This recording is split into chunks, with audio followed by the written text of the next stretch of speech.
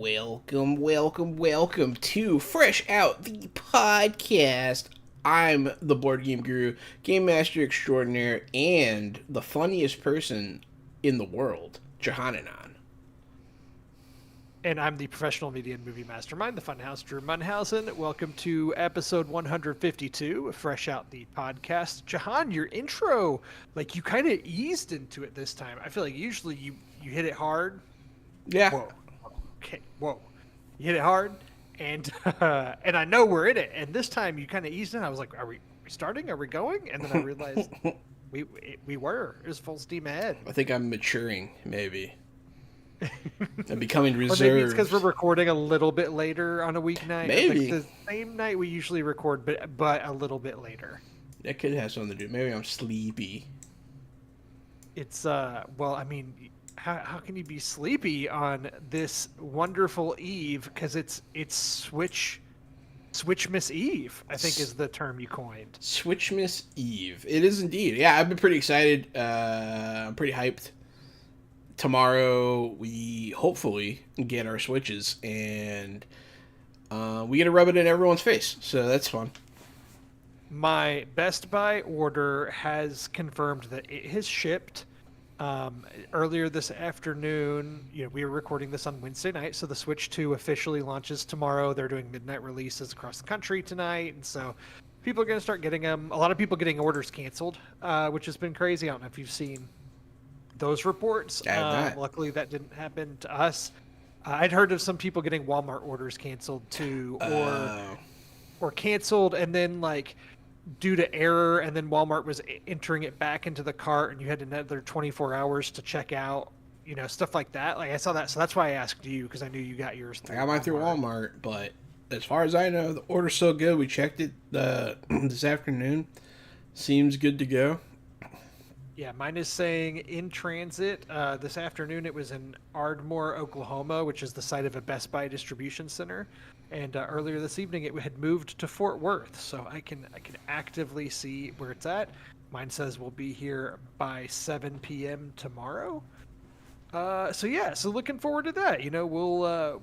We're going to get our hands on it tomorrow, hopefully be playing it some through the weekend and into next week, and then we'll be able to be back with episode 153 and have some Switch 2 thoughts. And kind of a crazy full circle moment, Jahan, because I think back when we did Fresh Out the Podcast way back in like episode 1 or 2, it was super early. I want to say the first recording we did. One of the news items that we covered then was the Switch OLED being announced. That was really early, yeah. Yeah. So like this is kind of full circle that now we're here with a brand new Switch console coming out. You did say you're hyped. What are your feelings? How are you feeling about it? I mean, I'm excited. I'm a little concerned. You hear a lot of things. There's a lot of negativity out there about this. I heard someone saying something about all their tamper-proofing that they did on the Switch causes, like, any peripheral, like, if the voltage is slightly off, to just, like, mess your console up and all. You just hear things, and, like, I'm sure half of it's not true, but, you get worried. You're like, oh, man, did I back the bad horse or something? And I'm excited, but apprehensive. Well, and it's really hard to tell now because none of the big gaming outlets, like gaming news outlets, received review copies of the console or games. So that's interesting. There's no Switch 2 reviews live at the time of the console, which is kind of scary because that means everybody's going to be rushing to get theirs out there to try to be first or to try to get the clicks and things like that. So like hopefully there's by Friday there's going to be so many like half-assed reviews out there or terrible YouTube reviews, clickbait reviews, like yeah, and so and makes it really hard to believe the news that you hear pre-launch, because technically nobody should have one yet. So the people that do have them maybe don't have day one patches or things. I think that's started to roll out, although I think it is available now in other countries. I've seen some people playing Mario Kart a little bit online, but they're only doing, I don't know, I've heard some things, but I haven't seen any real in-depth coverage. Yeah, I've kind of because I have my pre-order and I know I'm gonna get it and I know I'm gonna get Mario Kart, I've kind of tuned out all the Switch 2 news recently. Same. I'm like, uh, especially with Mario Kart World, there have been some previews dropping, final previews that came out I think yesterday. And again, I've been like, I kind of glanced at it, but I'm like, I don't want to know too much. I'm not gonna watch any videos because like I just want to experience the game. I'm not reading the full list of all the characters or trying to find out what characters are in it that haven't been announced yet. Like I just want to play it and be surprised and experience it naturally. And so hopefully I'll get that experience. Yeah, I'm in a similar, but I mean, I hate spoilers. I hate other people's opinions typically, so I'm just sitting waiting. I'm getting mine tomorrow. I don't care what anyone thinks. I'm excited. I don't know. It's cool that you and I next week get to sit down and podcast about the console that just came out. You know what I mean? Like that's exciting to me. Like This is the first time since we've started doing fresh out the podcast that there has been a major new game console. yeah. release. There's been lots of like little peripherals and like handheld PlayStations and that kind of thing, but nothing new. And yeah, this is pretty cool. Yeah, I was already in possession of a Series X and a PS5 when we started the show. So it's neat that we're both getting them on launch day. And to be honest with you, I was kind of reflecting on this too. Like, I love Mario Kart. Don't get me wrong. I think anybody our age grew up probably playing it in some capacity, whether you played it on Super Nintendo or N64 or later iterations on the Wii and so on. For me, I probably spent the most time with the N64 version, and then Same. second to that, probably the Switch version, probably playing Mario Kart 8.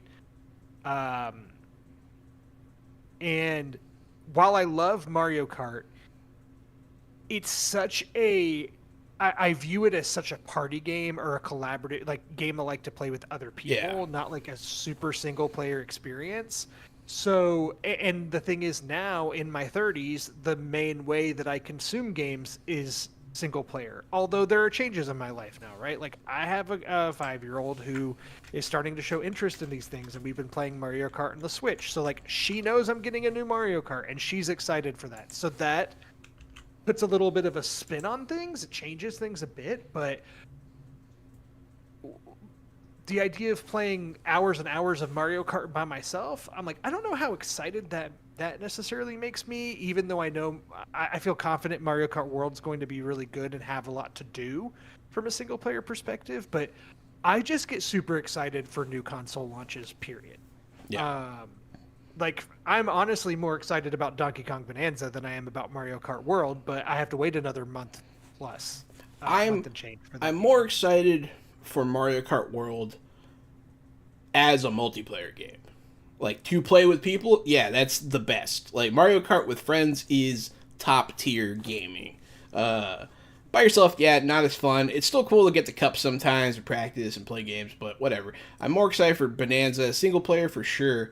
But what I'm really excited for, which is dumb, is the GameCube emulator because I have never played Wind Waker, and I'm excited to play. Oh it. yeah, I'm excited for that. yeah. And I think that if Switch 2's online is a little bit more accessible and easier to use than the Switch is, that'll help too. Because like you and I are both going to have this, so I'm like, let's play some Mario Kart together this weekend, and hopefully we can make that work and try out some online stuff in the chat and. Maybe you can use your camera that you're getting, that kind of stuff. Like we can, it's going to be a different experience, and I'm just looking forward to that. Also, I don't know if you've seen, I saw a video today of Pokemon, what is it, Scarlet and Violet Scarlet. Are those the most recent ones that came out on the Switch? Yeah, those are the ones that take place in like pseudo India. Yeah, and they. Games I really liked, but I never made it all the way through the full campaign, like all the gems and everything. But it ran rough on the Switch because it was such a big game. It had kind of an open world aspect to it. It ran at 30 frames. You could only see so far. There have been some new videos coming out now of the game running on the Switch 2, which has the game has a free update. It runs at 60 frames and 4K, and it's like night and day for how that game looks and runs on the Switch 2. That looks like an entirely new experience. I'm It's like, pretty cool. man, I might have to finally go back and revisit that and see how the experience is now. And if it's the same with things like Mario Odyssey and so on, I'm like, it might be a really good time to revisit some of those games that I set down. Yeah, I mean, I'm I'm still looking forward to that. playing. I'm still playing Tears of the Kingdom, so who knows? That could be fun. And yeah, the other thing I'm excited for is all the stuff we don't know, because they're keeping stuff close to the chest. There's probably going to be a shadow release of some game they're not talking about relatively soon. I mean, I feel like the Switch 2 is not going to launch with a library of one game, but maybe it will. I don't know. Yeah, it's like once you get the game out there and in the hands of players, you can start having fun with it. I think, and yeah, so well, it's exciting times, and I think it's enough about what it could be or what we want it to be, because it's about to be reality, and we'll be able to have real thoughts on it once we get to play it. And we have our show next week. I did want to bring up, because it's kind of a crazy time. I've been so focused on the Switch 2 coming out this week that I didn't even realize as we hit June that this is kind of the normal, formerly E3 time of year. And E3 is essentially no more. And I was surprised to read that there was the main kind of annual Xbox game showcase is happening this Sunday. And then yesterday they kind of surprised announced that today they were doing a PlayStation State of Play. And then I looked, and Summer Game Fest actually kicks off on Friday. Now, Summer Game Fest is a thing they've been doing since, I think, 2020.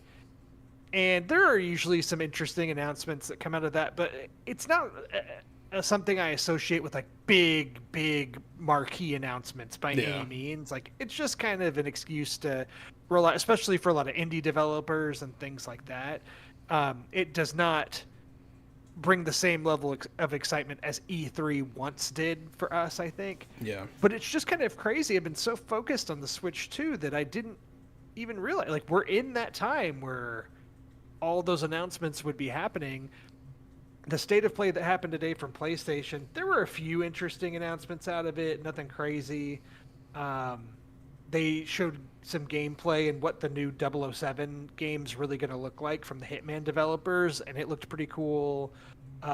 There's this Marvel Tokon Fighting Souls. It's like a 4v4 fighting game from the people that made Guilty Gear, and a new Silent Hill, and a remaster of Final Fantasy Tactics, things like that. Like some fun things, but no like crazy PlayStation exclusive announcements. Yeah, those are cool, but nothing to write home about, really. Yeah. So just as we look ahead, do you have any? I'm kind of throwing this at you. I didn't ask you before the show, but do you have any predictions or thoughts as to anything we may see at the Xbox showcase, or anything you want to see there? So right now, Xbox has a lot of goodwill from me. Like, the past couple months, like the past 3 or 4 months have been absolutely solid when it comes to Game Pass and Xbox releases. So I don't know what they would surprise us with. They already have a killer roster for the year between the Oblivion remake and Doom and Expedition 33 all released on a Game Pass these past few months. It's just been wild. I feel like they could do something cool for sure. What it would be, I do not know. I would like to know more about their direction, what they're planning on doing. They've been bullshitting us about like putting Game Pass on the Switch and stuff like that. This would be a funny time to announce that, because like they'd be like, "Hey, Game Pass coming exclusively to Switch too." That would be crazy. You know what I mean? I'm interested now to see too, because we've had a lot of these Xbox games getting released on PlayStation after the fact, or like when they announced Indiana Jones, and announced its release date, and that it would be coming to PlayStation a few months later, which it's now out on that console. Is that still a thing, or do you think a lot of these games that are going to be announced at the showcase going to be day and date on Xbox and PlayStation and potentially the Switch 2 as well, all on the same date? Or are they still giving Xbox gamers the like early access, or it seems like they're giving us early access on Game Pass. If you're a member, if you have membership, you're in. But then they're going to put it on PlayStation. What would be really cool is if we started getting PlayStation games, because I don't have both. I would love for Spider-Man and Last of Us to come on over to Xbox side. That's what I would want. It just seems like there's no incentive to do that at this Yeah. point. It's like the way Xbox is moving, it's like they're moving towards being a huge mega publisher. Um, and I know that they have been committed to in their messaging saying they're still making consoles and doing that, which I do believe them to an extent, but it does feel like they're really maneuvering away from that. So it feels like PlayStation has kind of, I think you even said this yourself, has kind of won the console war. So it seems Yeah. like there's no reason for them to do that unless Game Pass just becomes a service that's on all consoles and maybe there's some PlayStation games on there in some way if they strike a deal of some sort. Be I don't know. cool. Yeah. It feels like wishful thinking now, but yeah, it's been an awesome year for. I've been straight from Avowed to South of Midnight to Expedition 33 to Doom: The Dark Ages. Like those have all been Xbox Game Pass day one and games that I have played all those through to completion. Yeah. And I we feel- still have the Outer Worlds 2 coming out this year. Yeah, I feel like any game is going to have trouble beating out Expedition 33 for Game of the Year, in my opinion. I don't really see it happening. Especially with Grand Theft Auto getting delayed to next year. It's Grand Theft like, Auto yeah, definitely could have done it, probably would have done it, but without that, hell no. Unless The Witcher 4 comes out somehow in the next few months, which it's not going There's to. no way. No, there's no no way. The demo, and of course that's been going around, looks incredible. But I can't even imagine that game would come out in 2026. That I would game, imagine that's a 2027 release. The things they're claiming in that game about the NPCs are insane. Like, I've never seen a more. This is like. What I saw in that demo was what they were pretending they were going to release with Cyberpunk. You know what I mean? Like, it looked nuts.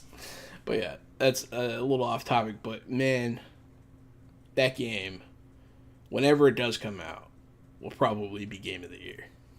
Yeah, that'll be huge. I really think that'll be a 2027 game. Although, could you imagine if Grand Theft Auto comes out in like beginning of summer and then Witcher 4 came out in the fall or something? What a crazy year 2026 would be, especially if Fable comes out next year and all these other big games. 2026 could be huge. It'd be the biggest game. It would be the biggest year in gaming in like 20 years. Like, like the fall of this year with Grand Theft Auto moving out, I'm like, okay, like, yeah, the Outer Worlds 2 will be cool. That's what they're doing. The Xbox Game Showcase, the past couple of years, they've had the main showcase and then a showcase afterwards that focuses on one game, kind of a deep dive. They did that with Starfield 2 years ago. Last year was Call of Duty. And this year it's the Outer Worlds 2 that they're focusing on. Don't talk to me about Starfield. Don't talk to me.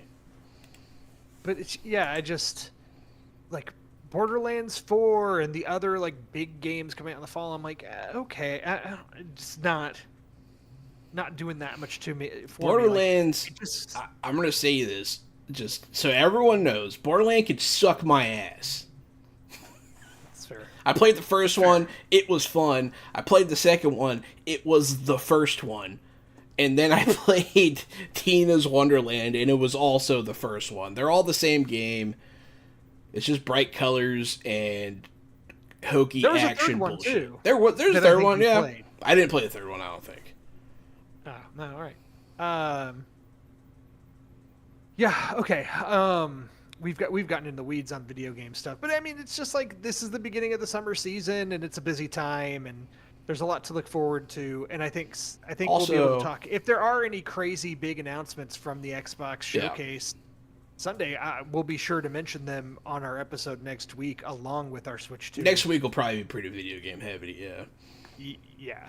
This one's already started off that way, but we do have a lot of movies and TV to talk about too, so we can start to transition onto those. Do you have anything you want to add about Summer Game Fest or just game announcements and everything going on in the gaming realm now? It's a good time to be a gamer. That's all I'll say. It's true. It's true. It's been a good year so far, and it's crazy to think we're almost already halfway through it. Yeah, time flies. Moving on to fresh movies of the week. Jahan and I actually got to attend a screening together last week in seeing Karate Kid Legends, the newest entry in the Karate Kid franchise. And while we normally would have recorded an episode of that the same week, I had another movie screening I was going to on that Wednesday, and so we had to delay our conversation about it to now. So, Jahan, let's talk about Karate Kid Legends, a film we got to see together after enjoying some mighty good pizza beforehand. Yeah, that was really good.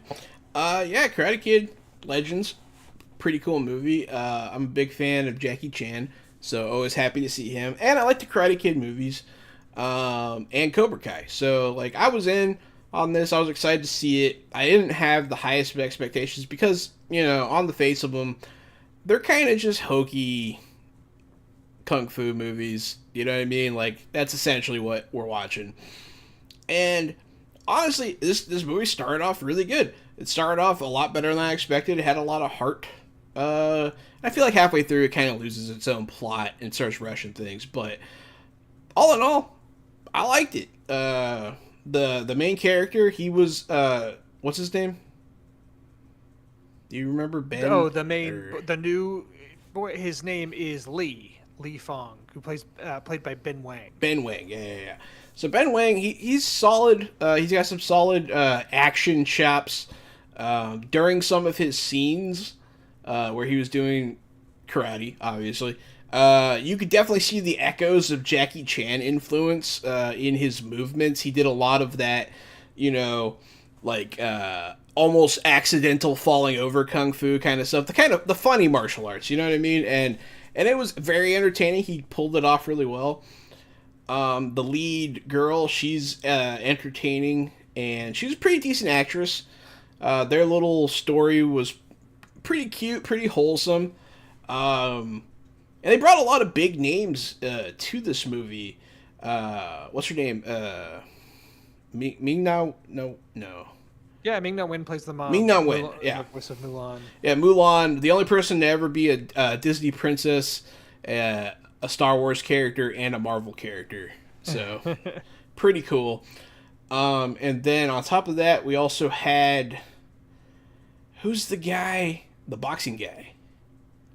It's Joshua Jackson. That's right, right. Dawson's Creek. Dawson's Creek, The Mighty Ducks. Yeah, The Mighty Ducks. He's been in a lot of TV shows recently. Like he's pretty active. He's surprisingly good in this, and like surprisingly good in this. I didn't know he was even in it until he showed up, and I was like, oh, we have like an aged, nice looking, but like he's playing this like kind of New York pizzeria owner, and he's playing a stereotype. Yeah, it's pretty good. But yeah, his performance was pretty good, and I honestly like his story and the story that he had with the kid and like that whole part of it. I thought was really good. I thought it was going to carry all the way through the movie, and like they kind of pivot focus halfway through, and I'm like, I don't see the point in that. It was kind of meh. Yeah. They this movie builds itself on kind of like merging these two different directions the franchise have taken, right? Because you have it's like kind of a legacy sequel because you do have Ralph Macchio in it. Eventually, Daniel LaRusso, yeah, he shows up late. But also, they did this kind of Karate Kid remake back in 2010 with Jaden Smith and Jackie Chan. Jackie Chan kind of playing the Miyagi part, but he wasn't Miyagi. He was what's his name? Mr. Han? Is that his name? Yeah. I think that's right, Mr. Han. And while the original Karate Kid takes place in California, that one takes place mostly in Beijing. This one takes place in New York and kind of tries to like merge the two. I think what was interesting about this is, so this gave me an excuse to go back and watch the original Karate Kid, right? Which I hadn't done in a long time. A movie that I like a whole lot, actually, and I had a really good time rewatching it. The first one's really good. And it is. And I think the problems the first one have and the problems that this one have are kind of opposite of one another. So, like, don't get me wrong. I know that the Karate Kid is sacred to a lot of people, the original. Like, it's a classic. People love it. It's a little over 2 hours long, and watching it now, I'm like, this movie's a little bit overstuffed with some things, but overall, it really works and it has heart, and I really enjoy it. But like, I feel like there's a good 10 to 15 minutes you could cut out of that movie, and it would still be great. Like, it would Yeah. maybe even be better. Whereas Karate Kid Legends is a quick 94 minutes, which is, I'm not going to complain about movies not being long enough. Like typically these days, everything seems so long. If a movie's 90 minutes, I'm like, great. But this movie really felt like it could have used an extra 15 minutes to breathe or Yeah. expand some things. I'm with you. That first half that you're talking about, which is the main character, Li Fong, he moves from Beijing with his mom to New York, starts training this pizza shop owner. I really liked all of that. There was still a lot that mirrored the original Karate Kid. He meets this girl that he, has a thing for, but of course her ex-boyfriend is like this very villainous bully character that does not like Lee, the main character. And I'm like, man, this is like beat for beat the same. Until you get into Lee training the pizza shop owner. And then once that storyline ends, it's like, okay, yeah, now we got to do the Karate Kid thing, and there's a tournament, and we're going to go bing, bang, bang, bang, bang. And it goes through the tournament so fast. So fast. And then the movie ends. And you're like, what? I just felt like it was a whirlwind. Did you know you only And had they to could win eventually- 4 rounds of a tournament to win $50,000 in New York? That's crazy. In New York, in New York, a super populous city. So like, if you only have to win 4 rounds, what does that mean? How many people would even be in the tournament? Would that be That math is 16 really people easy to enter? do. But yeah. It's not many, dude. And like, There's only 16 people in the entire state that entered this competition that seemingly has no requirements for entry other than signing up and saying what dojo you're with. they're ridiculous. Yeah, but we're not going to get into that. I think for me, the thing is, I enjoyed watching this movie. Yeah. It All right. has its problems. I Sure. thought the kid that plays Lee was actually really good. He's Had really a lot good. of charisma. Jackie Chan's Jackie Chan. He's older now. Ralph Macchio. He's been around on Cobra Kai, so it's not like this huge return. Like he's been doing this franchise still for the past few years, even though it's the first time seeing him on the big screen back in this role in a while. But it's like, to me, while it was fun, it didn't really bring anything new to the franchise. Like it still kind of feels like an echo of what's come before. And the things that it did that I thought were cool, like then it pivots from and goes back to the original formula. Which again, I enjoyed watching it, but it's a little bit disposable in that way. Although I got to give them credit, they made this movie for like a $45 million budget, which is pretty low for a kind of big summer action movie as they're Yeah, billing that it. barely pays Jackie Chan. Damn. Yeah, so good for them if they can make the franchise extend it, without having to do huge, crazy $200 million budgets. All in all, I liked it. There's one thing that happened that like really got to me. So like when In a good way or a bad way? in a bad way. So Okay. when they start training them for the tournament, right? And they're like, it's in like 4 days. Why? You could have said it's in any amount of time and then just pretended like you trained for that long. You didn't have to film for that long. And it was just ridiculous. Like a ridiculous turnaround. You could have pretended like you trained him for like months. Really dumb. It pissed me off. But other than that, it was mostly okay. I will say this. I'll kind of skip ahead to part of our Fresh TV of the week and say this movie did accomplish one thing, which is after watching it, and I had like a good time enough with it, that I was like, I kind of want more Karate Kid vibes, and I haven't watched Cobra Kai. And like you and Gary had always talked about it when there were new seasons. Like I know we had multiple episodes where Gary would do Cobra Kai updates, and I never checked it out. And so finally, after seeing this movie, I was like, I'm going to check out Cobra Kai. And so I haven't like dug into it. I had just last night I watched the first episode, and kind of dug it. Like the vibes of it, and It's really good. introducing Johnny and where he's at now, and what Daniel's doing, and it was a good pilot. So I actually am excited to see more of it. I've seen all of it except the last season, so I need to catch up on that. But I think it's better than honestly pretty much any of the other Karate Kid stuff. Like as a finished product, it's pretty solid, man. I'm curious to your thoughts too, and I know we've been talking about Karate Kid for a long time, but it's like the original Karate Kid's pretty self-serious, Yeah. and then Cobra Kai, my understanding of it, and again, I've watched the first episode now, but I know it goes way further. I think it kind of puts a lot of like kind of cheesy comedic spin on a lot of it too. Do you feel like Karate Kid Legends felt tonally in line with Cobra Kai, or is it trying to be a little bit more serious, and like, or is it kind of trying to ride the line of the middle between? It towed the line with the main character's backstory is pretty serious. I feel like that could have been more of a thing. I feel like I don't know, those people could have been involved in this tournament. So I don't know. Like they missed a lot of opportunity with this. Tying they didn't tie enough ends together. They just had kind of a lot of strings.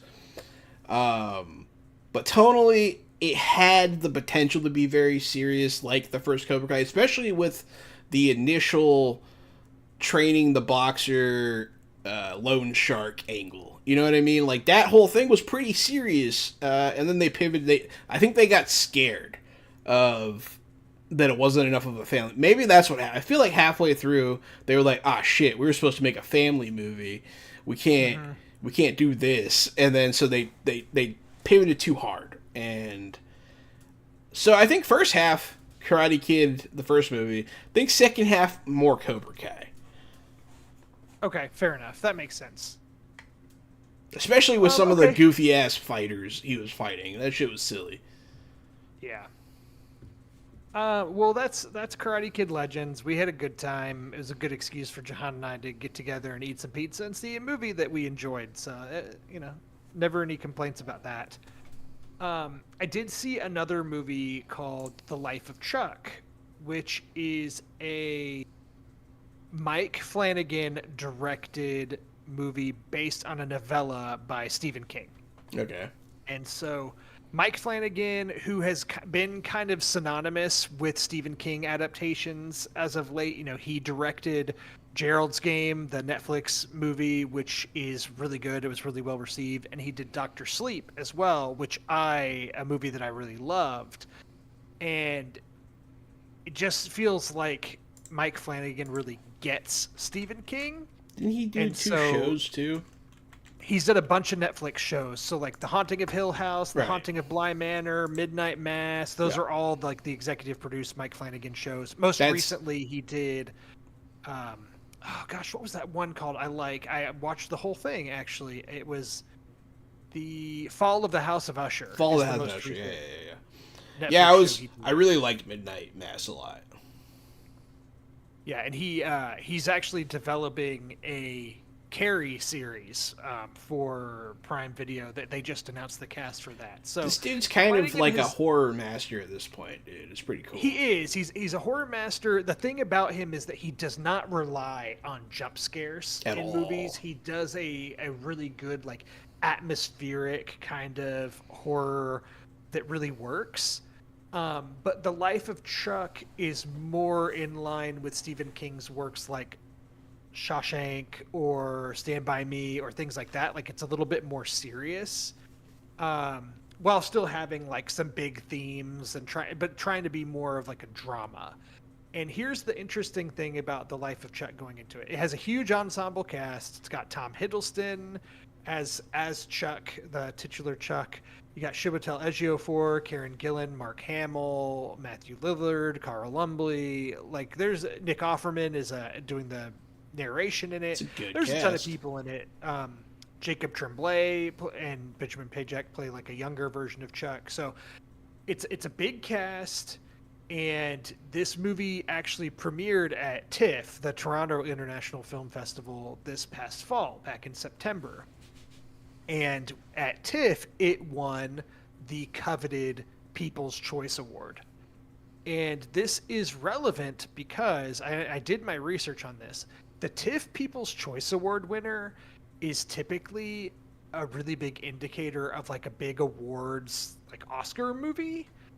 And I went back and counted 15 of the past 16 winners of the TIFF People's Choice Award went on to earn Best Picture nominations at the Academy Awards, 6 of which went on to win that Oscar, to win Best Picture. So like a lot of Best Picture winners have been here. So when this movie came out, it was the 3 nominees for the TIFF, or the 3 finalists, I guess, for the TIFF People's Choice Award this past year were The Life of Chuck, which won, Anora, which is the movie that did end up going on to win Best Picture, and Emilia Perez, which the less said about that one, the better. But The Life of Chuck immediately went on my radar at that point because it's like, okay, this movie kind of has a lot of weight on its shoulders just as the winner of this award and what it could mean for awards chances. And I was surprised that it didn't come out in the fall because I would have thought it would have some momentum after that. But this movie is being distributed by Neon, which also had Anora, and I think they just knew what they had on their hands with Anora, so they've waited, and now this is coming out in the summer. All that to say, I finally went in to see it, and overall, like, I was whelmed by it. I wanted to love it. There were a lot of good reviews out about this from people at TIFF, but also I'd seen some less positive, and I'm probably on the less positive, middle of the road line. The movie presents itself in 3 acts that go in reverse order. So it starts with Act 3, then goes to Act 2, and then to Act 1. And to go through the plot, it's a little bit convoluted or kind of difficult to explain in podcast form when we're talking about a lot of other movies and stuff too. But all I'll say is Tom Hiddleston doesn't even really show up in the movie as Chuck until like almost 36 minutes into the movie. I clocked it, and the movie's only an hour and 40 minutes long. And he just wasn't in it as much as I wanted him to be. And it was a lot of like focusing on the end of Chuck's life and then a glance at the middle and then the beginning. And it had some interesting ideas and some overall themes that I really liked. I just feel like the overall package didn't work as well as I wanted it to. But there is a great dance number in the middle with Tom Hiddleston where I'm like, he's such a great physical performer and a really great dancer, and it's a pretty electric scene.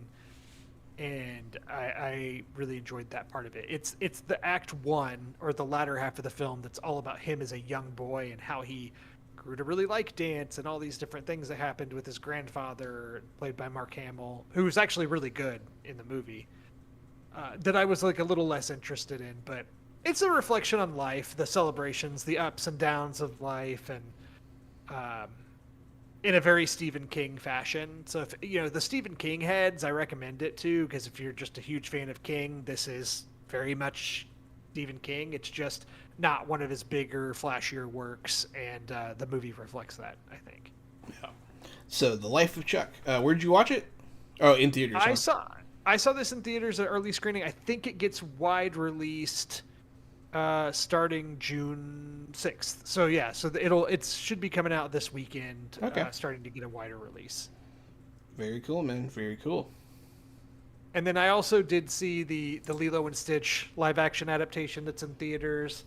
I have to admit, I underestimated the power of Stitch at the box office, and you know the box office numbers it's doing is kind of insane. People love Stitch, and that's great. Lilo and Stitch, I was at the age where I was like a little bit too old and thought I was too cool for Disney animated movies when it came out. I think it was 13. So it's not one of the ones that I grew up with and had like a lot of nostalgia for. And seeing the live action remake, to me, it's probably one of the better-ish Disney live action remakes, but still I didn't find it to be that great. Like, it's fine. It's fine. My daughter enjoyed it. That's good. Stitch is cute, and Lilo and Stitch together kind of make me laugh at times. But overall, I thought this movie was kind of the epitome of fine. I've heard some of the changes they made to the plot, and it's pretty upsetting. And yeah, none of that bothered me. Like nothing. It all made sense to me in the context of the movie. Okay. and is like probably how things a little bit more so how things would work out in real life versus like the Disney Magic animated version. Yeah.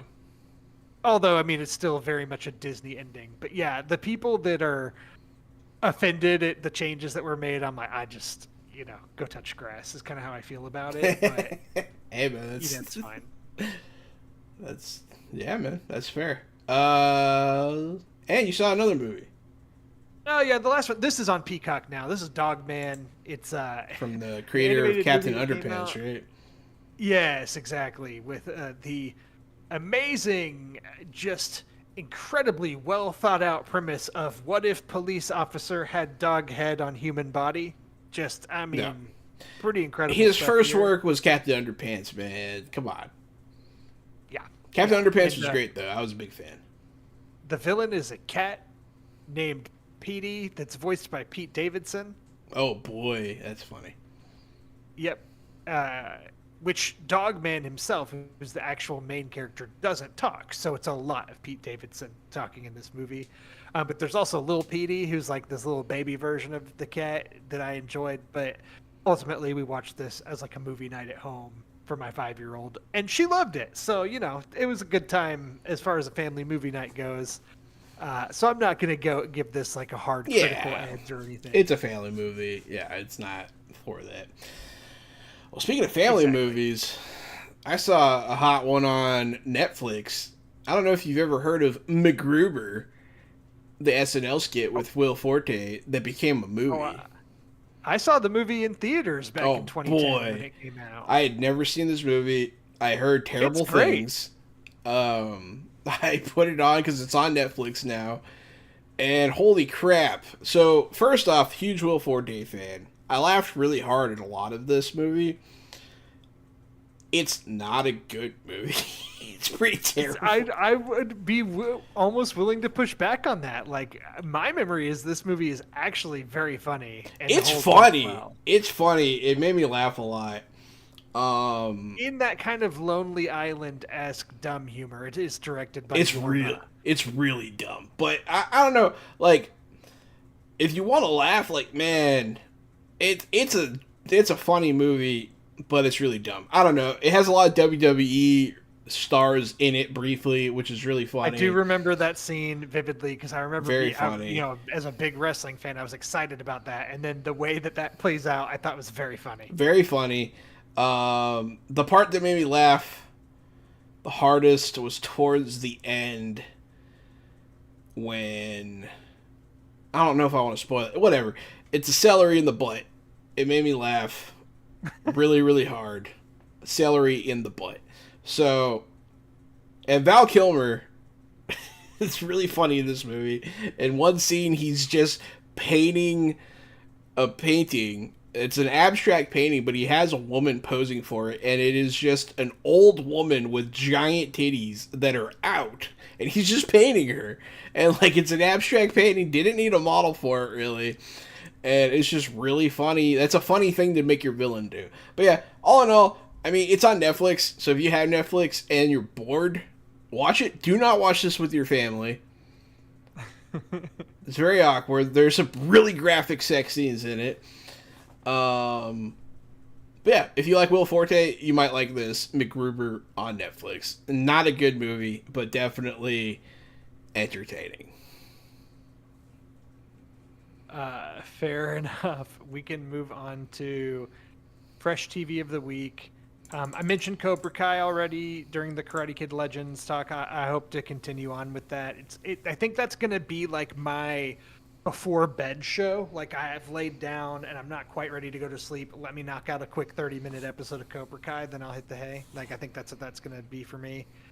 I did finish the first season of The Studio. This is the Seth Rogen and Evan Goldberg created show. That looks really funny. Yeah, it's great. I mean, it's 10 episodes. They're all really solid.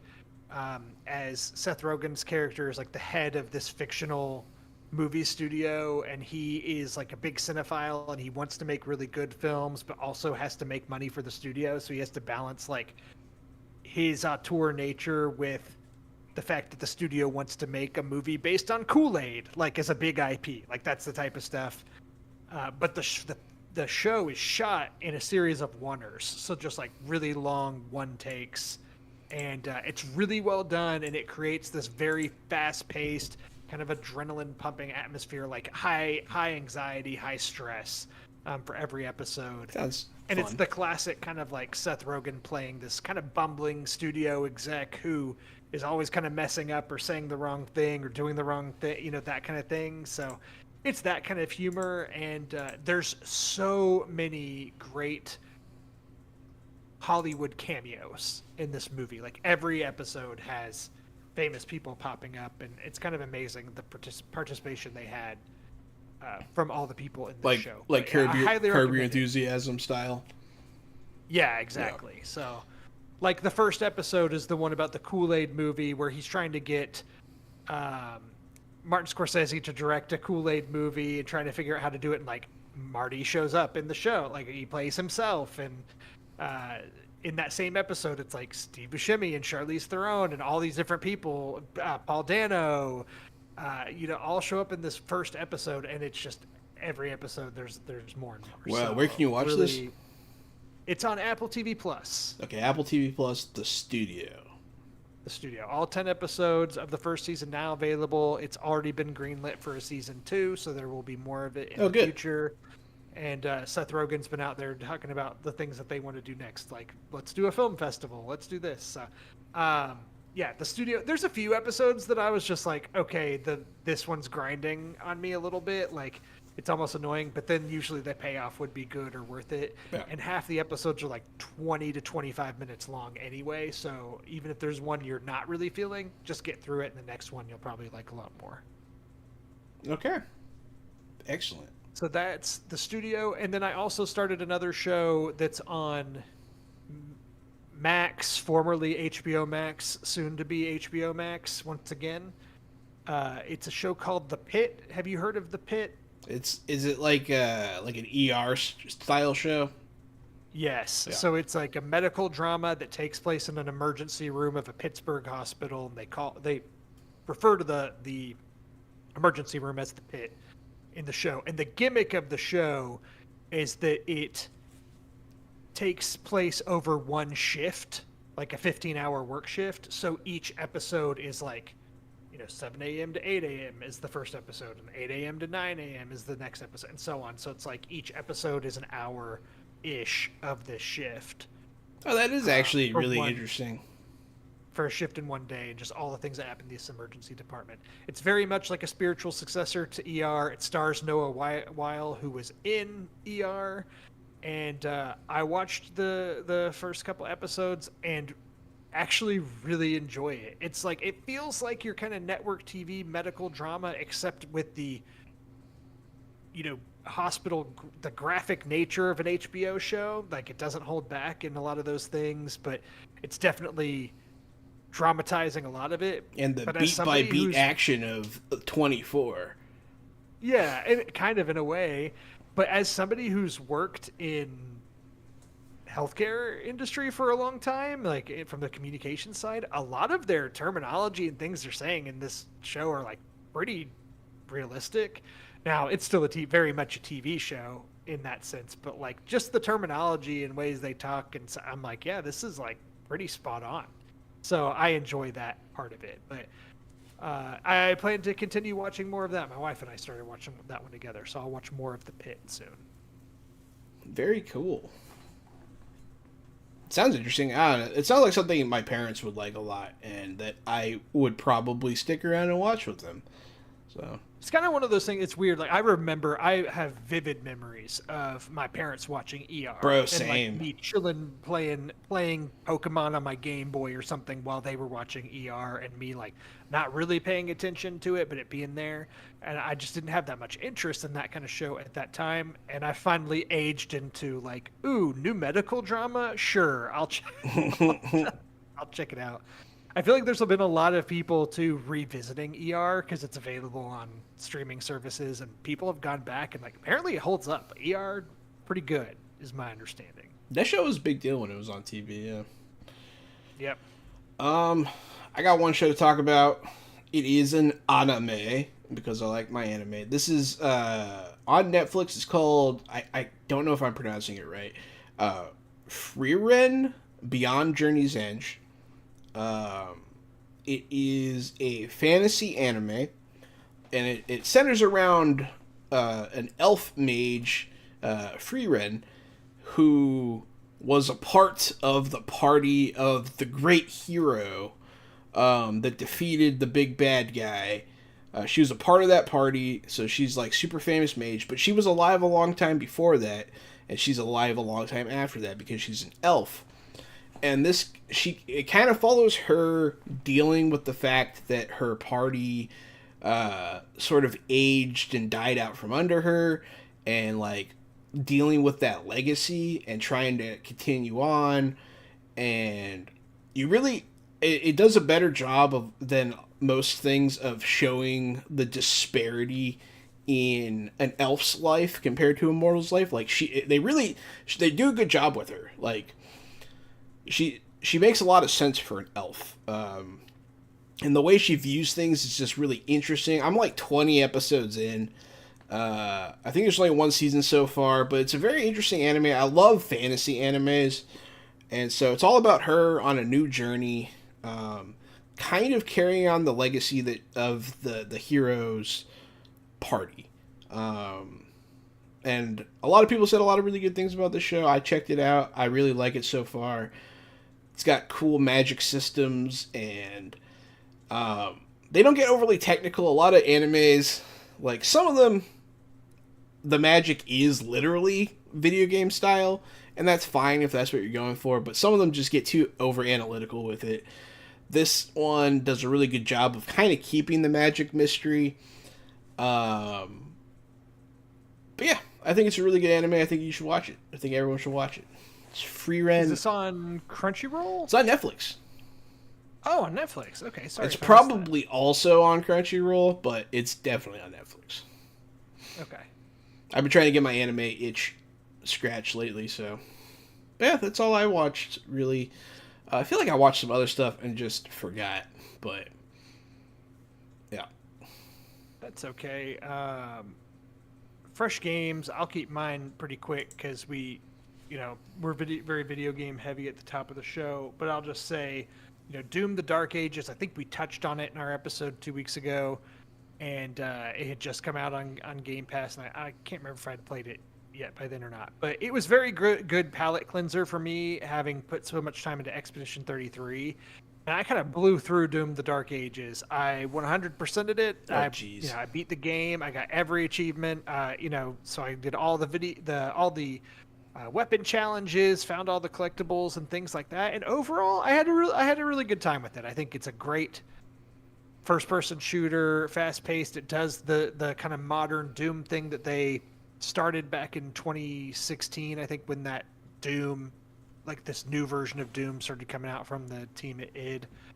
And I will say, though, this is probably, of the 3 modern Doom games, Doom Eternal, and Doom the Dark Ages, it's probably my least favorite of the 3, but it's still, like, that's not saying much because they're all great.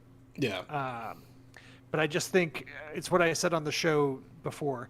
I stand with the fact that I like the kind of grappling hook shot that they introduced in Eternal more than I liked the shield mechanic in the Dark Ages. But the tone and mood and kind of medieval theming around Doom the Dark Ages was really fun and lended itself well to a Doom game. I'm just surprised at how story heavy they went with this game, like some long cutscenes and things like that, which is fine. Yeah. It's just not usually Doom is there's demons invading and Doom guy has to stop them. Yeah. And this gave a lot more like mysticism and things like that, which I thought were kind of fun. And some of it's pretty cool lore, yeah.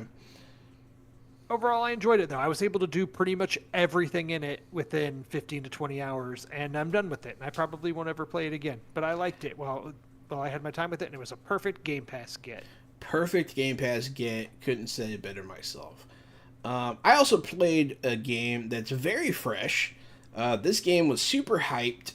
I played the Elden Ring Night Rain standalone spin-off game. If you don't know Night Rain, so Elden Ring, obviously it's a big Souls-like. It was like a huge game when it came out. I loved it. It was absolutely one of the best Souls games I've ever played, and up there with the best games I've ever played. Very atmospheric, very fun. Night Rain continues with that. This is not a AAA like full release kind of game. This is a $40 game. In it, you don't make a character. You play as pre-built characters that like champions. They have names. They have set like stuff. They level up in specific ways on their own. You don't actually get to choose. What you do choose, you get to choose your weapons. As you go through, you have to choose your equipment. Very much Battle Royale style. So if you've ever played a game like Fortnite or Player Unknown Battleground or any of those games, you're very much running around this map it has a closing ring, by the way, just like those games too. It takes a lot from Battle Royales. But instead of PvP, it's PvE. You're going around, you're trying to defeat bosses, unlock equipment, and do all this stuff to try to have your best chance at beating the final boss of the map. So you'll do a few different like boss battles throughout this time, and then if you are successful in the major boss battles, you get to do the final battle. This game is 3-player co-op. I did get to play with 2 friends, Robert and Nick. Very fun. We had a good time. This game's intense. It is exceedingly difficult, just like all Souls games. It is punishing, but it's very fun. And for $40, honestly, like after playing for one night, I feel like I got my money's worth of fun. Night Rain. If you're a fan of these kinds of games, get it. Play with your friends. You won't be disappointed. My understanding from what I've read about the game is I think they're trying to patch it to improve this, but like it's very much meant to be played with the party, like you're saying, and the balance is not in your favor if you try to play it by yourself. Like it's very punishing and hard with 3 people, to your point. If you try to play it solo, you're just going to get wrecked, is my understanding. So there have been people online complaining that like they can't play it by themselves. If you don't have friends to play with, this game might not be for you. It is also a $40 game, so it's, the matchmaking is not great. Suck it, I guess. I don't know. But it runs into the problem a lot of games run into. Other people. We had a pug one time because someone went to sleep. And so we played. It was just me and Robert. And then we had just a rando in our group. And it was awful. He ran off. Yeah, I think that's what got killed and dropped out. Solo, the matchmaking is rough. It was bad. Yeah, I don't know where that kid learned how to play games. At first we thought it was his first game, but he was playing as a character you have to beat the first boss to unlock him. So we're like, no. So what's your excuse? Why do you suck so bad? But yeah, it suffers from the same thing most multiplayer games do, and that's other people. And I mean, it's not really the game's fault that people suck. Well, and here's the thing, like, I guess here's the counter to the multiplayer aspect of it, or like playing with your friends, right? I understand that Elden Ring is considered by a lot of people to be one of the best modern games ever. Yeah. People love that game. And if this game's going to give more Elden Ring, people want to play it, whether that's with friends or not. That being said, the discounted Elden Ring game that's meant to be played with your friends not being fun if you're not playing with your friends kind of seems like part of the package, right? Like maybe don't buy this game for the $40 discounted price. I understand. If you don't have a couple friends to play it with. I understand not like being pissed if this was a full release $70 game. I get it. $40. This is a bargain bin party game, dude. Play with your friends. And if you're not playing with your friends, I'm sorry you don't have. Can't complain if the game that's meant to be played with your friends isn't fun if you're not playing it. Yeah, I mean, it just goes against the whole thing. You can't be mad that they're making games to play with your friends. What do you want them to do? Stop making games to play with your friends? It doesn't make any sense. But yeah, I feel like if you tried to play that game, that Splitgate game that's been super popular recently, that's like that co-op game The whole thing is you play it co-op. If you're like got that to play by yourself, and you're like, I don't like this, it won't let me play it by yourself. Like that's the point. Are you talking about the That's the whole game? point. Yeah, Split Fiction. That's what you're talking about. Split Fiction. Yeah, You're right. Sorry, Splitgate's an entirely different game. yeah. That's Splitgate is the game. Portal Splitgate. Halo combo. Yeah. Split Fiction is what I was referring to. Yeah. Yeah, Split Fiction, and then what was the other one? It Takes Two. Yeah, you need to play with a friend. I'm sorry. It's a really cool experience. Takes Two, and there was also the Prison Break one. I think it's literally called Prison Break, but I don't remember. Split Fiction has been popular enough that they've already announced a movie directed by John M. Chu starring Sydney Sweeney. So. Ooh boy, did you sign up for the Dr. Swatch contest? I mean, I want some Sydney Sweeney bathwater as much as the next guy, but I can't say that I signed up.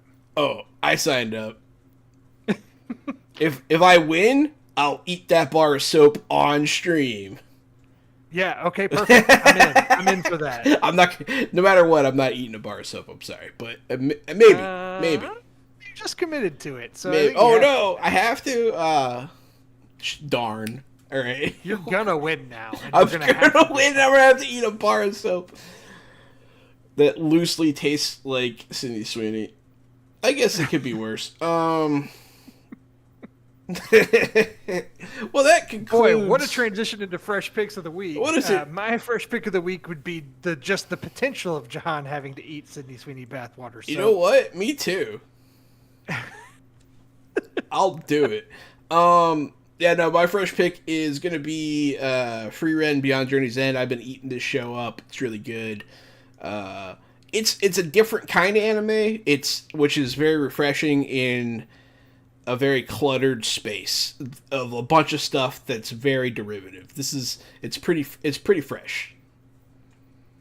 Great. My fresh pick of the week is also a TV show, but I'm going with The Studio.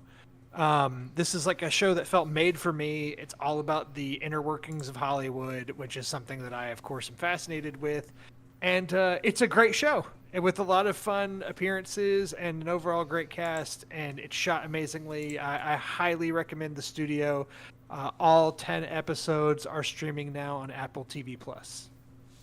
Well, hell yeah, man. I guess that concludes the Switch Eve-miss episode. So, yeah, check in with us next week to hear all about the newest console from Nintendo. We're going to be talking about it a lot, probably. And yeah, have a great night. I've been the board game guru and game master extraordinaire, Jahananan.